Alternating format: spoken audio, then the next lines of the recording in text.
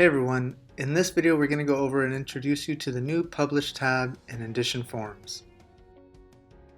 You can find the Publish tab in a variety of different places. It will be located in the top right next to the After Submissions tab. You can access the Publish tab when you start building or editing a form, when you are designing a form, or in the submissions settings of your form. The Publish tab is a new feature that will show you all of the designs that you have created for that form, as well as the direct view and embed code links for all the designs of the form.